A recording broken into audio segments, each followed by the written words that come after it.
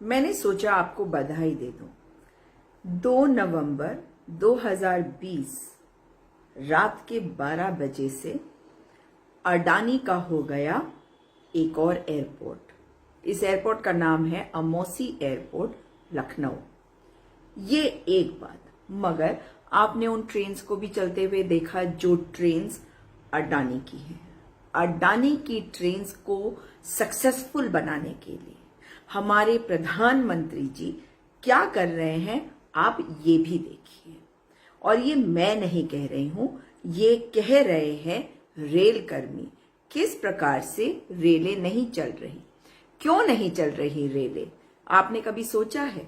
इतना बड़ा नेटवर्क है हमारे ट्रेन्स का, हमारे रेलवे का, और आज हमारी ट्रेन्स चल नहीं रही। तो उसके पीछे का कारण है कि अगर हमारी ट्रेन्स नहीं चलेंगी तभी तो लोग अडानी की ट्रेन्स के टिकट खरीदेंगे। मैं नहीं कह रही, सुनिए। पैसेंजर से, अपने प्रधान से, अपने सभासद से, अपने नेता से, अपने सभी लोगों से पूछने का काम करिए। एक सवाल है, आप कहते हो साहब कोरोना की वजह से गाड़ियां बंद हैं, आपने सारा ट्रांसपोर्ट सेक्टर खोल दिया।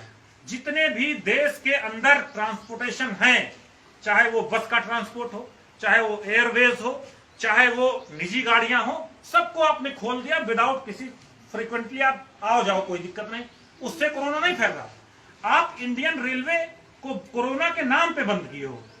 ऐसा नहीं, कोरोना के नाम पे नहीं बंद किए। ये उन 150 गाड़ियों का टाइम एडजस्ट करने के लिए, उनका अच्छा टाइम स्लॉट देने के लिए एक टाइम टेबल बना रहे हैं। आईआईटी बॉम्बे को एक जिम्मेदारी दी गई है कि आप नया टाइम टेबल उन 150 गाड़ियों को ध्यान में रखते हुए बनाइए, और उन गाड़ियों को 200 किलोमीटर का सिग्नल क्लियर होना, लाइन क्लियर 200 किलोमीटर की होनी चाहिए। तो वो टाइम टेबल, चूंकि इंडियन रेलवे इतना बड़ा सिस्टम है, जब हम पहले टाइम टेबल बनाए तब 1 से 2 महीना लगता था, सिर्फ रिव्यू करते थे। आज हमें पूरा नया टाइम टेबल बनाना है तो वो काम 3 से 4 महीने का है। इन्होंने उस काम को जुलाई से शुरू किया है और ये दिसंबर तक खत्म कर लेंगे। दिसंबर तक आपकी कोई गाड़ियां नहीं चलेंगी। आप इस बात को समझिएगा, कोरोना की वजह से नहीं, कोरोना की वजह से तो मीडिया और टीवी में बताया जा रहा, लेकिन अंदर खानों में वो 150 गाड़ियां कैसे सक्सेस हो, कैसे उनको ज्यादा पैसेंजर मिले, कैसे प्राइवेट लोग फायदे में जाएं, उसका प्लान चल रहा है। हम लोग बेवकूफ नहीं है, हम रेलवे बोर्ड की हर एक चाल को जानते हैं।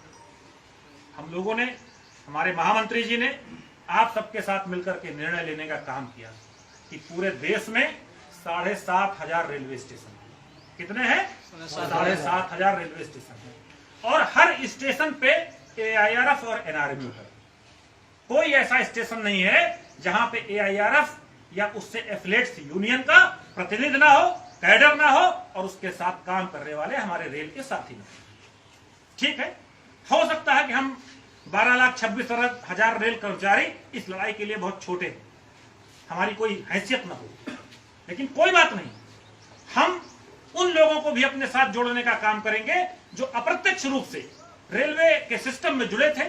हमारे डेली पैसेंजर थे, हमारे यूजर थे, हमारे वकील थे, हमारे पत्रकार थे, हमारे प्रधान थे, गांव की वो गरीब जनता थी, गांव का वो आदमी, मजदूरी करने वाला आदमी। मैंने खुद अपनी आंखों से देखा है, निगोहा, बछरावा, हरचंदपुर से इंटरसिटी से जाने वाले वो लोग जो घर से 2 रोटी बना करके, थोड़ा नमक प्याज एक पोटली में बांध करके, ट्रेन के जनरल डिब्बे में बैठ करके लखनऊ जाते थे, वहां काम करते थे, और शाम को आते समय वही रोटी और प्याज खाते थे, और स्टेशन के नल का पानी पीते थे, और अपने घर में चले आते थे एमएसटी बनवा करके। हम उन लोगों को भी इस लड़ाई में शामिल करने का काम करेंगे, और वो बहुत बड़ा तख्ता है, सरकार की चूल्हे हिल जाएंगी, लेकिन उसके लिए हमें अगुवाई करना पड़ेगा, हमें आगे आना पड़ेगा, हमको लोगों को लीड करना पड़ेगा, हमें लोगों को बताना पड़ेगा कि ये पूरे देश के साथ कुचक्र हो रहा है, ये सिर्फ आपके साथ नहीं हो रहा, ये उन सभी देशवासियों के साथ हो रहा है जो इस विधा में जुड़े हुए।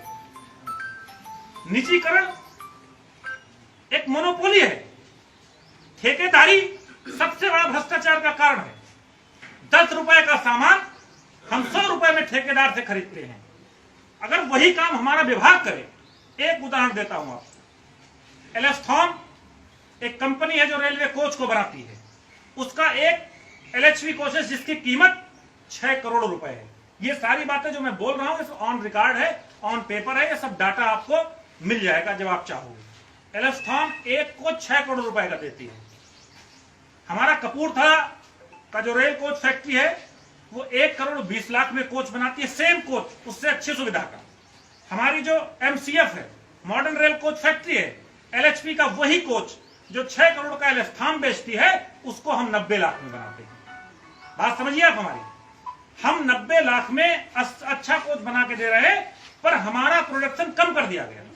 रेल कोच फैक्ट्री में पिछले फाइनेंशियल ईयर तक 2500 कोच बनाने का टारगेट था, अभी सिर्फ 1200 कोच बनाने का टारगेट है 1 अप्रैल से, और जिसमें से 500 कोच बन चुके। अब उन लोगों के पास काम ही नहीं है।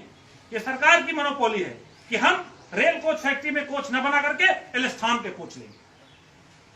जो locomotive motive general electrical company 60 crore में बना करके दी, डुअल सिस्टम का इंजन, इलेक्ट्रिक से भी चलेगा, डीजल से भी चलेगा, 60 करोड़ में बना के दिया। हमारे चितरंजन के साथियों ने, चितरंजन लोकोमोटिव के साथियों ने उसी कोच को मात्र 6 करोड़ 40 लाख में बना के देने का काम किया। हमसे आप क्यों नहीं काम लेना चाहते? अगर हमारी कार्य पद्धति में कहीं कमी है, हम कहीं अच्छे से काम नहीं कर पा रहे, तो आप मुझे ट्रेन करिए ना, आप मुझे ट्रेनिंग दीजिए। मोदी जी सिर्फ लाल किले से चिल्लाते हैं स्किल